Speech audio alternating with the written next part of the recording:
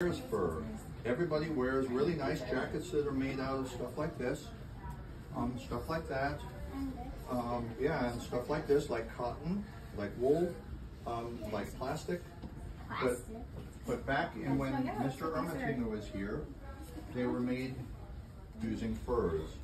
The trappers would go and they would trap furs, and then they would bring a whole bag of them like this, a whole bale of them to the Hudson Bay Company, and the Hudson Bay Company would tell them how much it was worth, and then they could trade that for things like over in this pile, a whole barrel full of flour or a box full of various different things, shirts, blankets, things that they could make clothes with, yarn, food, candles, all these sorts of things.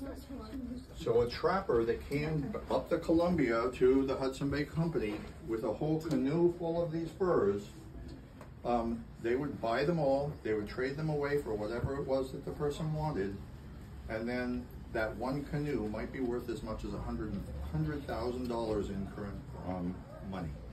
Yes. That was for drinking. That's a cup. So we're going to look at these furs. Nobody really sees furs anymore because there are no animals running around. There's not all that area, and there are so many people that there couldn't be. But this is a chance for us to kind of see what people used to have.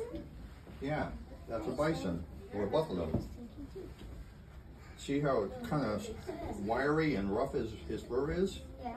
But they actually lasted a long time, and people used these for buffalo coats and all sorts of things. Should have been for carpet. Yes, they did use them for carpets. How about this one? That's a deer. You still see a lot of these around. I remember seeing that at Yeah, so a little bit different sort of fur, very smooth, but not quite as warm.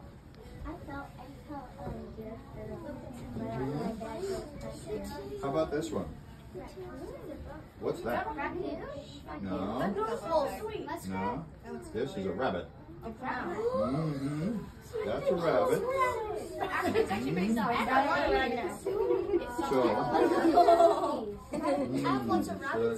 type of a rabbit. So if you look over there on the chest, I'm making a pair of slippers for my wife. And rabbit fur would be really nice to have on the inside of those, yes. I would like to have that. Yeah, we'll talk about that in a minute. So which one's this? I feel like this If you're not wearing any clothes, you are bear.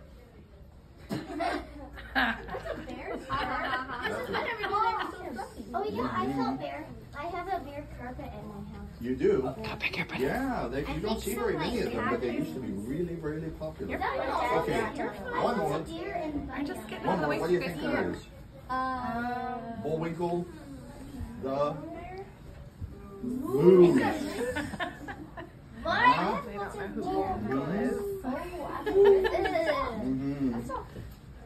Yeah, so they would trade all of this stuff for the various different things, but then we're going to go over here and talk about what the pioneers were bringing.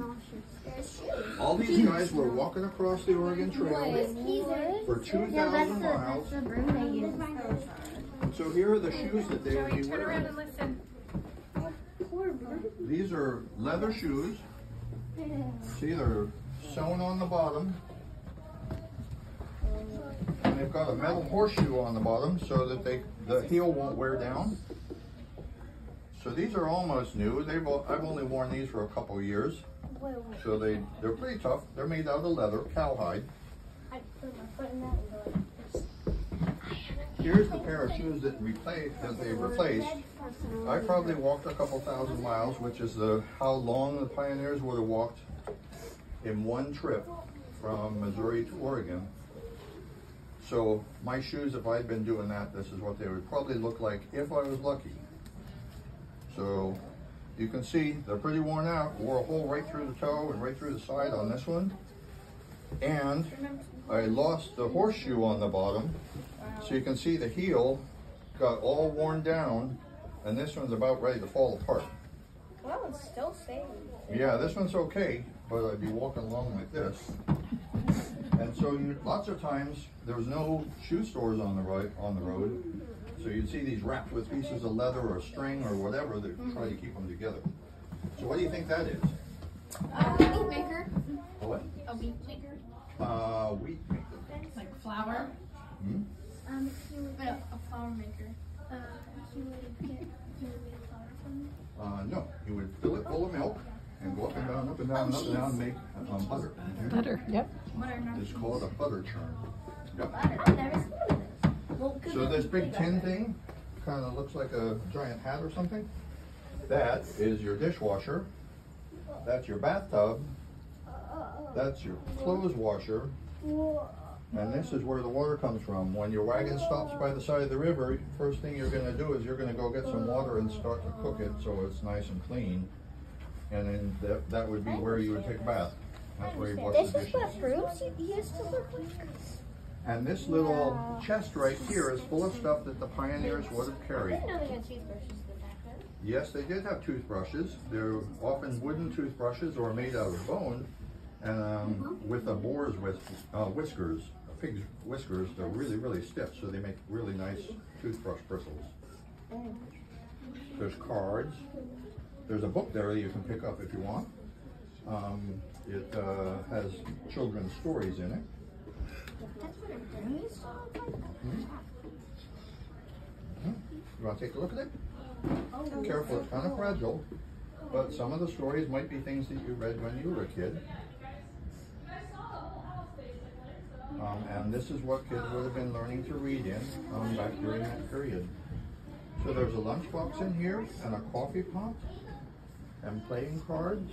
You can see the cards are a little different. They don't have any numbers on them, so you have to count out the dots yourself. And there's a doll made out of corn. I feel like I've seen something like this, so I think I might have my right hand. Yeah, that was a pretty common thing for kids to be playing with. Does she play with it, or she just like use it? Yeah, it could be. That's